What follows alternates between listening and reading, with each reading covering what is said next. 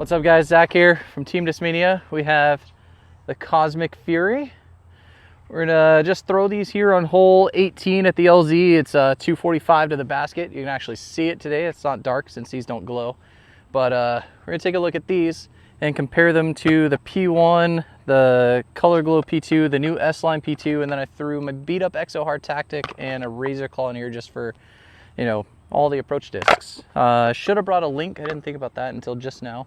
But the link basically flies the same as the P2. So we'll go with that. But Cosmic Furies dropping soon. These are phenomenal. If I can get my finger out from underneath it so I stop lifting up the flight plate. But super flat on top.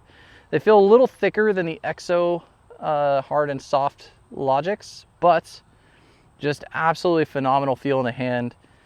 Nice round nose, but it's a little more square than the P1 and not as deep, which I'm a huge fan of because the forehand on it feels absolutely phenomenal.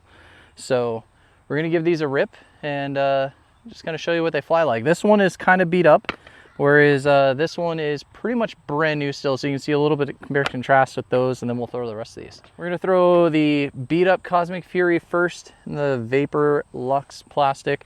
So this one I've been throwing for about 2 rounds now. It's starting to drift to the right. If you throw it on Anheuser, it holds really well. So I'm gonna try and throw these all in a flat shot and just change the line so you can see the stability instead of changing the angles and stuff so much, so you actually be able to see what's going on. So we'll throw these all flat and just kind of where I think they need to go to the basket. A little bit of hyzer, that's not bad. Yeah, throw it a little harder. All right, here's Freshie.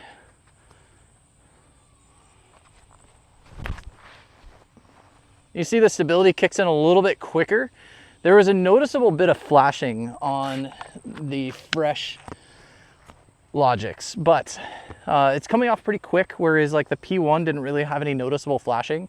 And what I noticed is with the Fresh blue one, it only took about 2 rounds and that flashing started coming off, and as soon as it did, it started drifting to the right, which is what I'm really looking forward to. Having an understable putter, especially one that's going to last longer than about 6 weeks, is how often I've been rotating out my Exo Hard Logics.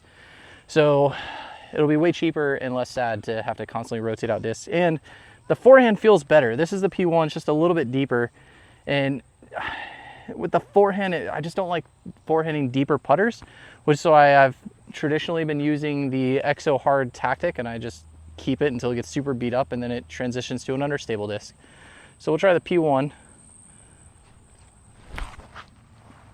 So I don't know what it is about P1s. Something with the deeper plastic, I always throw those a little nose up, but very similar stability to the P1. Like the flight on the Logic and the P1, basically the same. It's just gonna come down to a preference of how the disc feels in your hand. If you like a shallower throwing putter, Logic. If you like the deeper throwing putter, kind of that P2, P1 feel, then get the P1 or the P2. P2 is obviously gonna be a little bit more stable, so you'd wanna throw Anheuser Flex, but I do love the way these fly. Obviously a little bit more stability, similar to that of the Vapor Lux Lynx, but really pretty flight. S-Line P2. The S-Line plastic is actually stiffer than the Color Glow C-Line. This is closer to the stiffness of the Cloudbreaker 3s in this S-Line plastic, but otherwise it flies about the same. It feels deeper in the hand if you compare them, but it's only because this is stiffer. The gumminess of the Color Glow and the P2 just gives way to the thumb a little smoother or softer, and so it makes it feel shallower. They're the same, I measured them out. Flight's pretty much the same too, which I like.